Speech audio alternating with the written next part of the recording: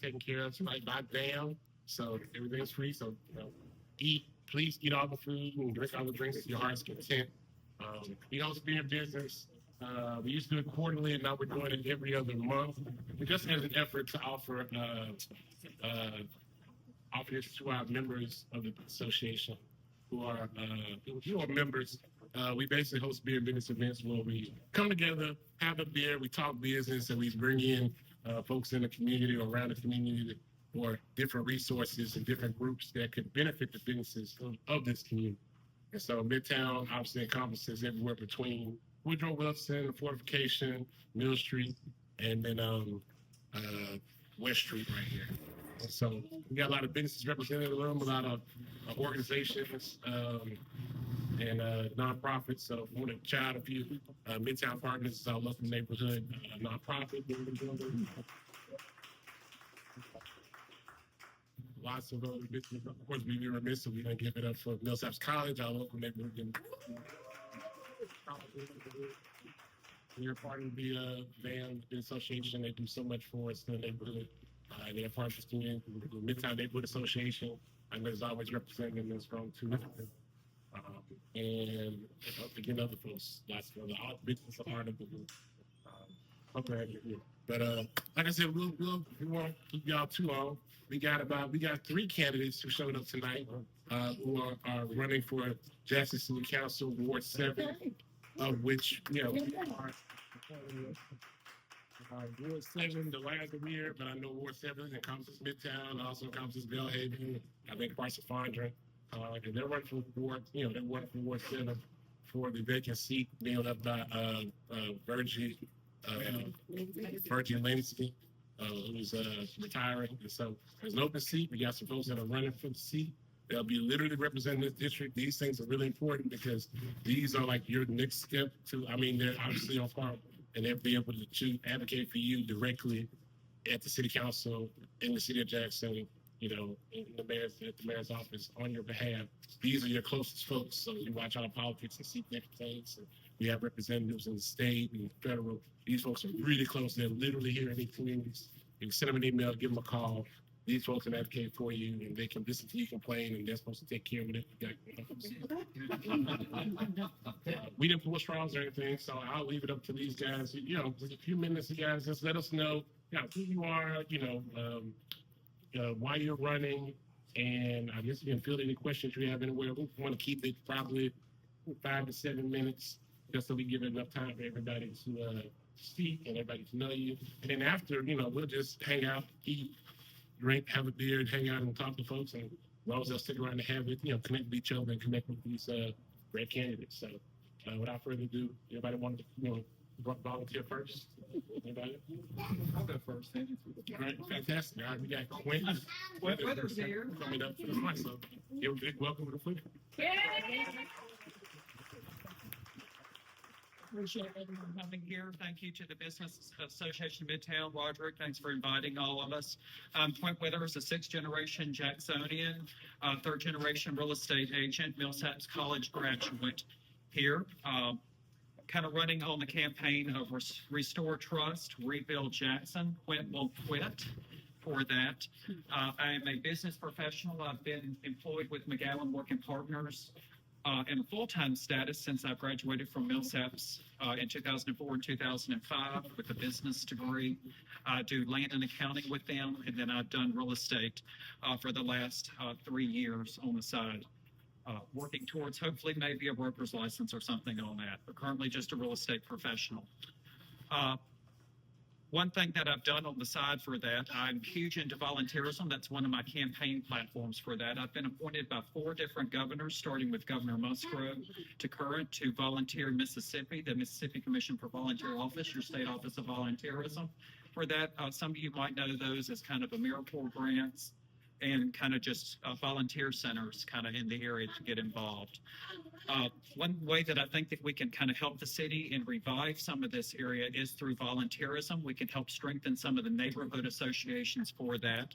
You're doing a great job right here with the Business Association and also the Midtown Foundation of keeping this area thriving and growing it up and working on some of the dilapidated structures and blight that has been affecting this area over here. Roderick just kind of briefly mentioned, some of y'all might not know what encompasses actually Ward 7 out here. Ward 7 is just kind of geographic wise, he started with. It starts on the east side of 55 with Loho neighborhood. Some of you that have been around Jackson might know it as Leftover.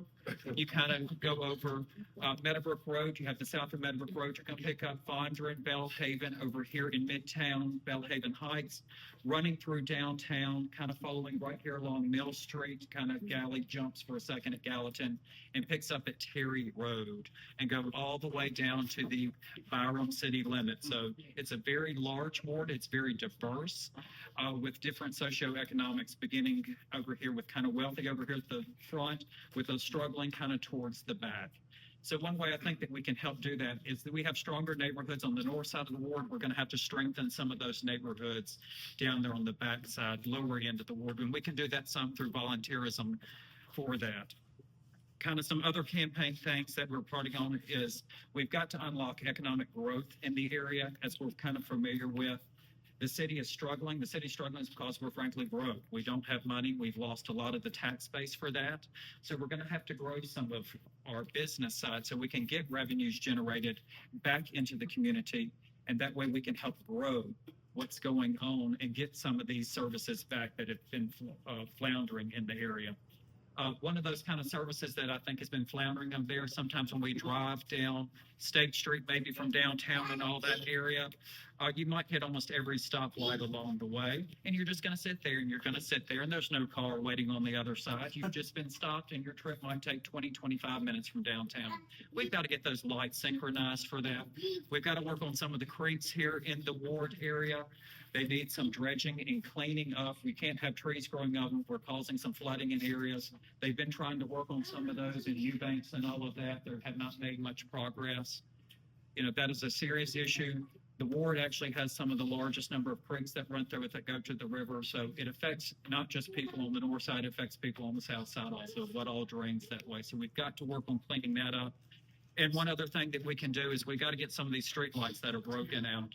You can't have dark areas. That invites crime for that. So we've got to make sure that we get those fixed and go in that. And then we also just have to keep investments going in our youth. Our youth are the next potential for them. We've got to keep areas that are not as strong in that. We've got to get them active in the community. We've got to keep the schools strong for that. Hopefully stop some of these school closures, keep positive reinforcement that people don't say that everything is negative in here so that we can keep having flight. We can hopefully have people coming back in.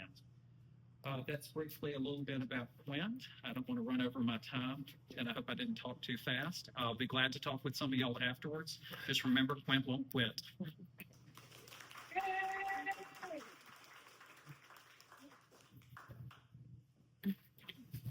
I'm going to stand over here if y'all don't mind, Slip Rider.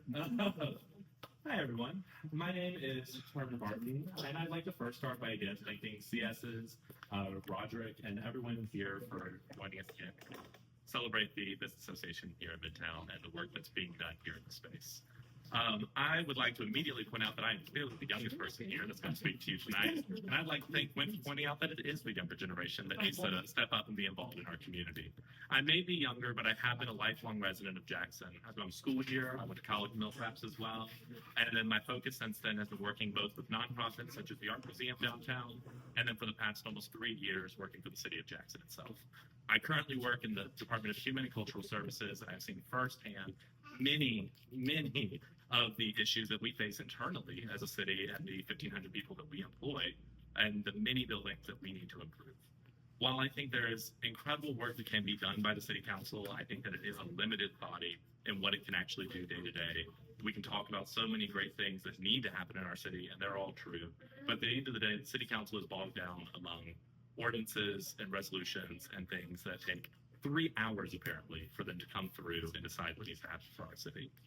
I think it's important that we have someone to come in to represent Ward 7 that can make sure we are listening to all of the businesses like you and how we can prioritize your needs in our ward and make sure that we are continuing to provide incentives to keep businesses in the city of Jackson.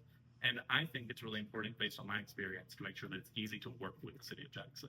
We are a large municipal body for this area, and it is incredibly difficult to go through this bureaucratic system that we have of POs, purchase orders, the estimates, etc. If any of you have worked at the City of Jackson, please raise your hand. At any point recently? Yeah, it's very few of you, and I would like for that number to be higher. We have only taken some time in the past couple of years to actually revitalize the system and make it easier to get involved with the city's facilities to actually collaborate and push money back into our community by working with our departments that already exist.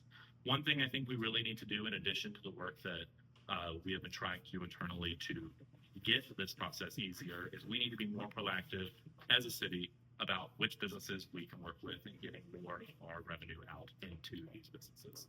And so as a part of that, I really think that we need to review not only all businesses and make those more accessible and have a master list of who the City of Jackson is able to work with and some priority businesses as well, get everyone's name there and make it easier for our facilities and managers to work with all of you. We also need to review the city-owned properties that we have in our portfolio and actually see how we can make them better work for our communities. As a building manager myself, I manage the Art Center of Mississippi downtown. I have seen how difficult it is for us to provide a budget or staff to maintain our facilities. I want to look through every city-owned property in Ward 7. I want to see how we can better make them open, accessible, and revitalized, whether that's through getting private businesses like yourselves in them, helping nonprofits have access to them to do their programming. Because while we may not have a ton of money as a city, we have a lot of space. How can we get our nonprofits into these spaces to provide resources for our community? That's a day one thing we can do that we're just not prioritizing as a city government. And I know, based on my experience and now having had worked with 40 plus local artists over the past couple of years, I've gotten them representation, I've gotten them exhibition space, and I've gotten them opportunities that weren't available by making a resource the city already had open and available. I think that same thing can happen for any business in Midtown. I think that same thing can happen for any nonprofit in Midtown. And I want to make sure that you know what resources your city has available for you. It's unfair that we're gatekeeping these things due to neglect. You know, we can make them work better. So all that being said, I am a huge advocate for our local businesses and our nonprofits in our city. And I think that our city can work better on your behalf to make your jobs easier and to make it seem more fun and attractive to work in the city of Jackson. Like Quint said, I've grown up my whole life, as young as I am, only hearing about the negatives. And I think it is time for the younger generation to come and get involved and actually have a voice in the representation for our city. And the only way I can do that well is by listening to all of your needs. So I can't wait to spend the rest of this night getting to know those of you that I don't. I know most of you probably have never even heard of me. And I would love to see how I can work to serve you, not only on city council, but even in my current capacity as a city employee. There's a lot of transparency and communication that the city council could do better with. And I think those are the kind of things that we need to focus on day one. What can we actually do as a councilor? How can we support you as a resident of this board, rather than making promises to do something that we budgetarily haven't been able to do and might not be able to do soon. I want to be realistic about what I can do for you. Thank you very much.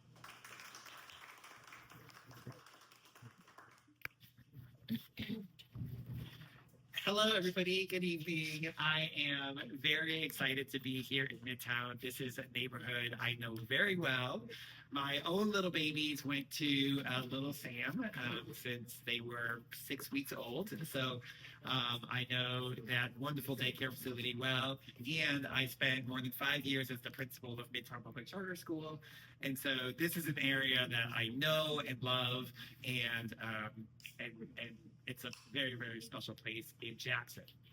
There's a lot of rich history here, a lot of great food, a lot of great art, lots and lots going for it. But like every neighborhood in Jackson, it is a neighborhood that is experiencing its own fair share of challenges as well. And I believe that our city council needs to support and grow all the amazing, wonderful, fantastic things about Midtown and the rest of Jackson, as well as address some of these urgent challenges. These are challenges that I know well from my own work here in Midtown, as well as I've had conversations with many of the people in this room about what you're experiencing day to day. And it's basic things. It's safety. You know, we love JT. JT is amazing and wonderful, but we should have a strong police presence that supports the work that JT does. We need more lighting, basic things. I've heard from Battlefield to downtown to Midtown, folks just want lights on. These are things that are totally reasonable and totally can be done. We need to support good, strong infrastructure. We shouldn't have potholes the size of Louisiana on some of these streets. Very basic things that we can run and manage and increase the trust and transparency that folks face in the city. My work as an educational leader and in other spaces, I think, has got to me the budget management experience, the administrative leadership experience, the ability to work across lines of difference, to problem solve, to bring people together. These are some of the skills that I developed as an education leader, and I think some of the skills that could be beneficial on city council. So if that's a vision you support, I'll first ask for your prayers. Those are very important. Second, I'll ask for your votes. There is a Democratic primary on April 1st. That's right around the corner. We're going to truck in a there. So if you're not registered, you have just a few more weeks to get registered. And that primary is on April 1st. The other thing I want to say quickly, if you allow me, Ron, is there's something that I think that I've been screaming from the rooftops that needs to be of urgent importance to Midtown, and that is how these precinct lines are shaping out. Historically, you've had two halves of Midtown. That half is voted on Good Sam, and this half of Midtown. This half of Midtown used to vote for Rand. Then they were moved somewhere else. Then they were moved back to Rowan, even though the school was closed. You went into a closed, dark school to vote. Then you were moved to a church. And now this year, this is the first election where the entire neighborhood is going to vote at Good Sam. Now, I think this is crucially important because some folks don't even know that we have a primary coming up in the first place. Once they know that we have a primary, a lot of people don't know where they're voting. Half of Midtown, they've got to feel completely disenfranchised. They've been jerked around and told to vote here, vote here, vote there. I would not be surprised at all if a lot of those folks said, I'm just not voting. But Midtown has to show up because your voice matters, and you deserve to have representation in local government.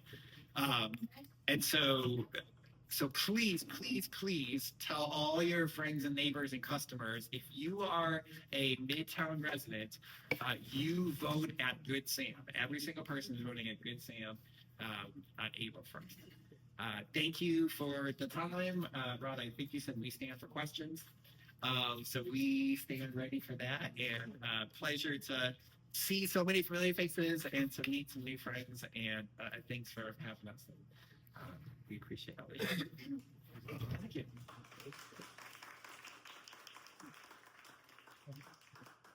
All right. Thank you guys so much for sharing your vision for your city. Like you said, I guess we have 48 questions from outside there. Yeah. Yes, I have a question for all three. As you all have mentioned, the ward is really large, including the airport. Although it doesn't include the residents by the airport, it does include the airport itself. My question is, how do you plan to involve residents, all the residents or communities throughout the ward, in the decision-making process for our ward? That's question one. And then to piggyback off of that, my next question is, how do you plan to collaborate with your co-council members? Because although we just saw this when they were redistricting, we almost lost Midtown to Ward 3. It's going to come back again in 10 years, just like it did the past 10. So the question is, in order to keep that from happening, you've got to work with your other co-councils, and they've got to support whatever you propose. So my question is, one, how do you involve the entire ward in the decision-making for the ward? And then the second one is, how do you plan to collaborate with your co-council members once you're on the council? I can take all. Sure. Perfect. Thank you. Great question, and I'll take both your questions. So the first thing I'll say is we have to reach people where they're at. Some people have the ability to spend 5 hours on a random Tuesday at a city council meeting. Most people do not have such a luxury, and even though the calls are recorded, the meetings are recorded, most people don't have time to watch 5 hours of meetings every other week. And so we have to reach people where they're at. That includes people who want to come to the meetings. It also means going out to town halls, hosting town halls. That's a crucial thing that all city council people should be doing. And then, connecting with people on social media. I already have a newsletter on my website. So if you go to ward7heaven.com, you can sign up for that newsletter and get updates. Right now, it's updates on the campaign. But if we are successful in being elected, that will become regular updates. We've got to mail out things. We have to reach people where they are, and different Jacksonians reach people in different ways. I also think I'm very inspired by the work of the Jackson Association of Neighborhoods, the JAN group. They do a really phenomenal job. So in addition to reaching individual citizens, we also need to be working with neighborhood associations. Wonderful folks like BAM, but also the Midtown Neighborhood Association, Midtown Partners, other groups that are kind of working there. So you work with individuals and you work with groups. Your point about working with your fellow city council people is very, very important and very well taken. And I think that's one of the skills that I developed as a school leader is the ability to work across lines of difference. And as others have mentioned, we have a strong mayoral system.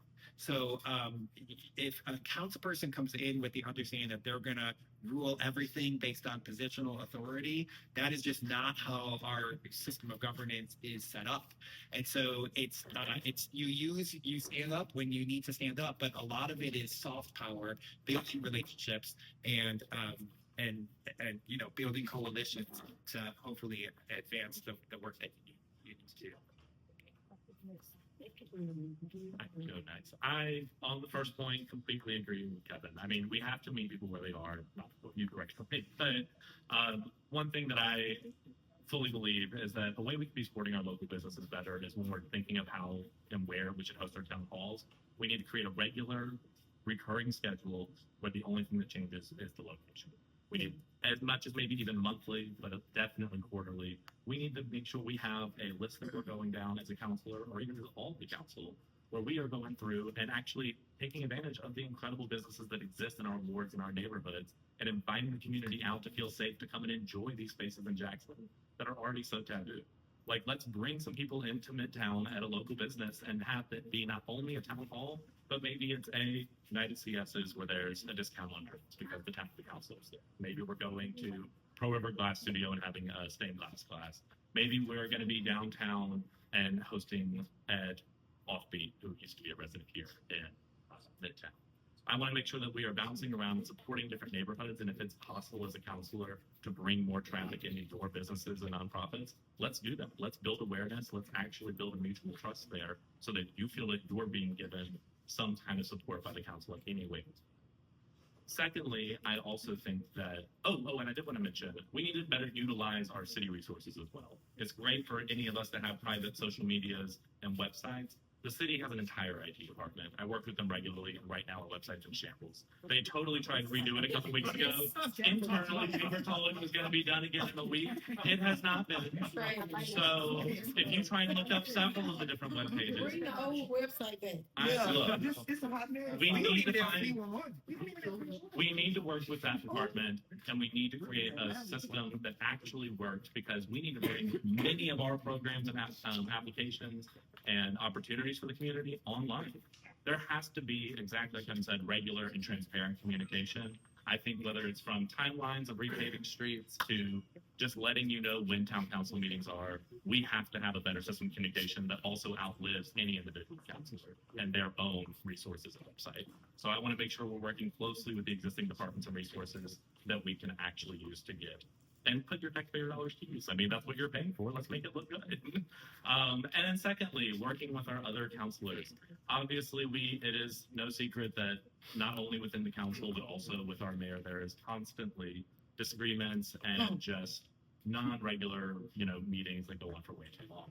I fully support much of the work the council does, especially our previous counselor, Reggie Lindsay, but we have to make sure that we are working openly, and like Kevin said, we have to build relationships. We can't go in and rule by ourselves, but we also can't sacrifice what's important for our ward just to, give into what else council might be doing. So At the end of the day, I don't know exactly how it's going to happen because that relies on the other counselors too. But I promise to go in with a passion for Ward 7 and to do my best to work with them to make the city of Jackson, and specifically Ward 7, a better place. Thank you. I'll just go ahead and start with the second one since we'll do that and I'll work my way back to the first. We're actually going to have an ability to be able to collaborate together. You're going to have at least, and I'm going to assume Tina's position as being new, you're going to have at least 3 new council members that are going to be able to join you. They're going to hopefully be able to collaborate and work together for that. Going back to the first point, I think it's building community. It's the strength in these neighborhoods. It's getting the word out, be it either social media, using city resources, meeting people where they are in the community through the business associations and all that. And we do need regular town hall meetings that we can sit there and come together and hear what's going on, hear what residents' concerns are, and then hear communication back from the city council side. Kind of probably how do you do that for working together, just jumping back to number 2, to go back to that. I would say kind of some of my experience working on as a state appointed governor to Volunteer Mississippi, we were a diverse group of folks, Republicans, Democrats. We did have to work together for that. And it's just meeting people in the middle of the road. Sometimes we might disagree, but there's a commonality between all of us. And I think all of us on the city council and everybody in this room has a feeling that we want Jackson to do better.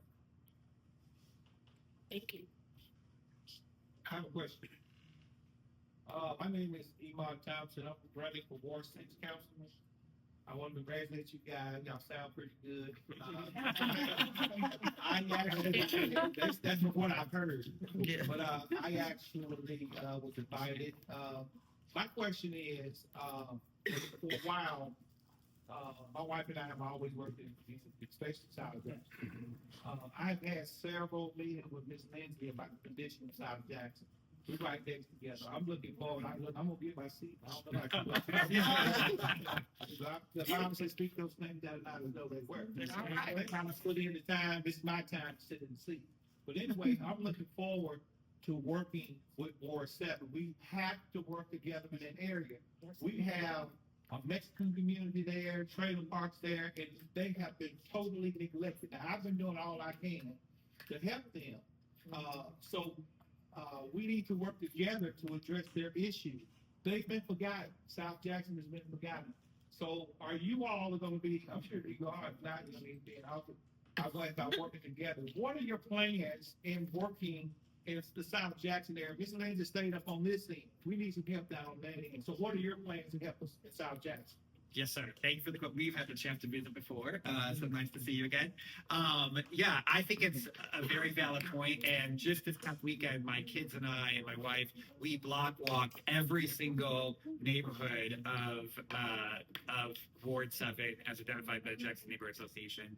And I'll also say, I mentioned I was a school leader for Midtown. One thing that makes Midtown unique is because it's a charter, we serve students from every corner of the city. So it's not necessarily only people from this particular area can go there. And so when you work with families and you work with the students that I worked with, I've gotten to see every corner of the city. And as I mentioned in my introduction, I've seen amazing things in every corner of the city, and I've also seen things that just simply break your heart and are unacceptable.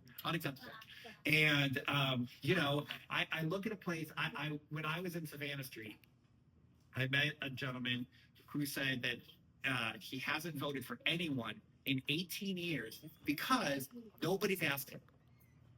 No candidate in 18 years has visited him and said, "Sir, this is who I am. Can I please have your vote?"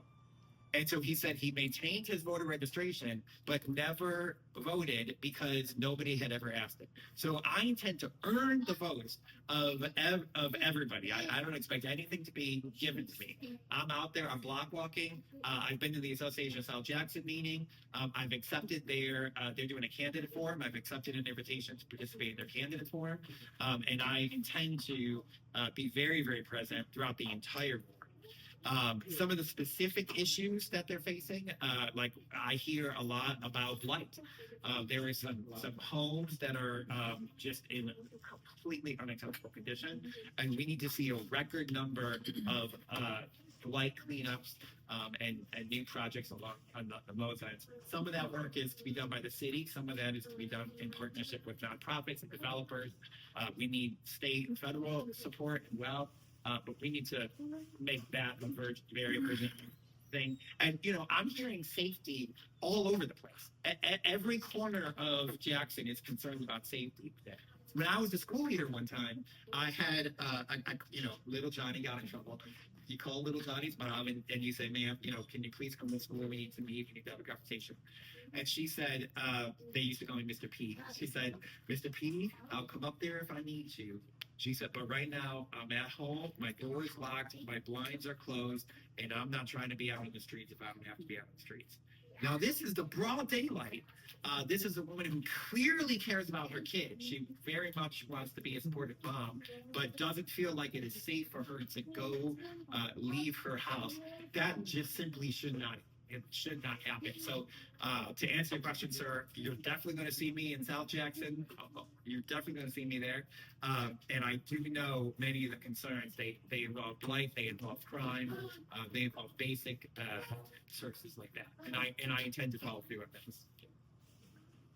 You have a job.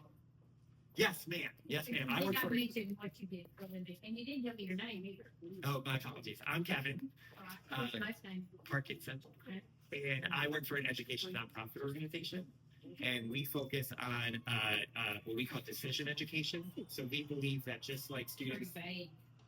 I'm sorry. I said it's very vague. Sure. Yeah, and you can check out their website, the Alliance for Decision Education. Okay. Right. Yes. Cherry Road does not divide the ward down there, even though it might be the boundary line for that. It is working together. Exactly. We've got to clean up some of that trash. I mean, the low-hanging fruit down there is working together with volunteers, cleaning up the trash, stopping the tire dumping and all of that. Walking Elton Woods, Elton Lake recently down there, that's the first thing I heard was the amount of trash that's coming away from the Dollar General being washed down into the water down there. Some of that's, it's going to be a societal change down there, but we can address some of that trash from coming off the street and ending up in the water, which then ends up in the waterways all the way down for that. One other thing working together is we got to work on economic development down there. We can't lose the Popeyes, the Wendy's. There's only, I think, one grocery store, I think, down in that area right now. We've got to collaboratively work together, even as constituents over there, together on the city council of getting businesses back in the area down there. It needs growth and redevelopment. And we do have to address some of that blight down there. That is just phenomenal. You walk many streets down there, 3 or 4 of the homes might be out of 20 are the only livable like that. We're down, and that's working with, I think, our state resources, also the nonprofits together. What can we rehab?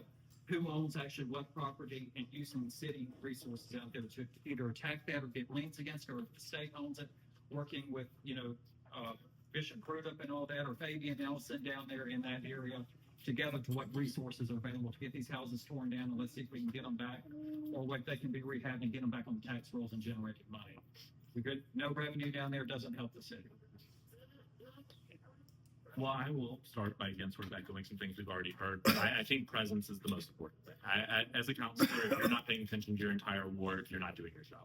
So making sure that you're taking time out of your day, whether you have another job or council is your full job, either way, to getting down to South Jackson and making sure that you are available to everyone that lives there. I mean, it's just inexcusable to not, and making sure that you are working, for example, with a Ward 6 counselor or any counselor that neighbors any of the neighborhoods in our ward. We need to be working together. We need to have a list of identified problems. We need to get better organized to know what the specific problems, whether it's crime, lighting, infrastructure, that we need to tackle. And we need to start developing a plan that we can preferably advertise to the community of here's where we are and here's what we need to do next. I think there are some really simple things that, based on connections I've made and the work I do for the city, that we could start day one. I know how the work order process works, and I know who in care and maintenance is supposed to be doing what they're supposed to be doing. Let's get those work orders in. Let's hold these employees accountable for the work they're already supposed to be doing. And let's make sure we get our city resources down to any neighborhood, especially South Jackson, that needs it. We can replace a light bulb. We can fix a street. We can clean up some areas. We have a Parks and Recreation department. We have a Public Works department, and they need to be working for everybody in our city. They primarily service our city facilities and property, but at the end of the day, all of the city is our property for the government. We have to get down there and do the work. I'm happy to do it with them. Let me say this, 6:45, 6:46. Make one more question, but hopefully everybody stick around and can answer some individual questions. But, each one of you guys, if they're open to it. I have one more quick, for them. They ain't gonna take long. I have, Yeah. Oh, well, okay. since I'm in the ward, let me, if you don't mind, I don't have a question. I just want to say this to you all. We know that you're running, but right now, we need your support in reaching out to Lewis Wright and all the members of the council to light fortification. Yes. This bridge by Bay Avenue and this bridge down here by I-55, it has been dark for 3 years. We have spoke to Robert Lee when he was employed with the city. We spoke to him many times, got the runaround. We've cornered Lewis Wright at the utility meeting, at the National Night Out. We keep hearing he's working on this and the Bay Avenue Bridge, but we have not seen any results. I encourage you, when you leave here tonight, just drive by the fortification bridge right there. When I say black, that's an understatement. It is dangerous. A lady called me one night and said she almost hit somebody walking in the median of that bridge because she didn't see it. It is pitch black. That is unacceptable. That is unacceptable in the city. If something happens, they will not be able to say that they were unaware. So we need you all right now joining us in emailing Lewis Wright and the other members of the council, Omari, everybody, to say we need to light up fortification. That's unacceptable. That is totally unacceptable. Sorry. Yes, sir. Most of the properties out there in South Jackson that's blighted, I've already gotten the database and know who owns them. Majority of those properties are owned by the state. And so I've been talking to David Blunt about what we can do to get rid of those properties. And so the problem is the state had a budget where they would take care of their own properties. They don't have anything going on. And so David says he's fighting to do that. Have y'all thought about what the things that we can do to kind of push that process along to get those right now taken care of? I'll go one further than that.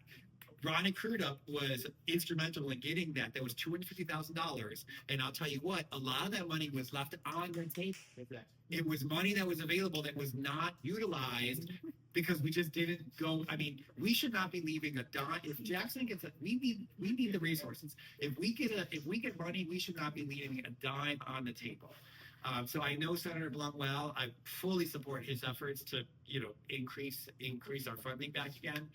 But when that happens, we need to make sure that we have that the city is actually following through on utilizing those resources, and we have a city council that holds the mayor accountable to do that. It's holding those departments heads accountable for the mayor to get those fixed. I mean, making sure those resources are spent. In the bridge situation with the lights, the council voted on it over 6 to 8 months ago to do it. I don't know what the hold on it, but they've already, Mr. Stokes at the last meeting I was, he brought it up, but they still ain't fixed it, so I don't know what they're talking about. Just wait until something happens. When something Get an happens, engineer then- department, you're not gonna get anything done. All right. Usually you have to hand up and then we'll just do questions after this. Yes, sir. Thank you. Let's talk about structural change. We've seen where the strong mayoral system has gotten us. Yeah. Have any of you all put thought on a city manager structure? What are your thoughts on that possibility? Yes, that's been coming up a lot in conversations that I've had, and I do believe it's growing in popularity. I don't like to say anything that I can't hold myself accountable to. So I'll just be honest with you and say I don't have a position on that particular issue, but I think it is an important one, and I'm excited to be learning more about the different options. I've been learning about you need 10% of the voters and this, that, the other in terms of how to make that happen.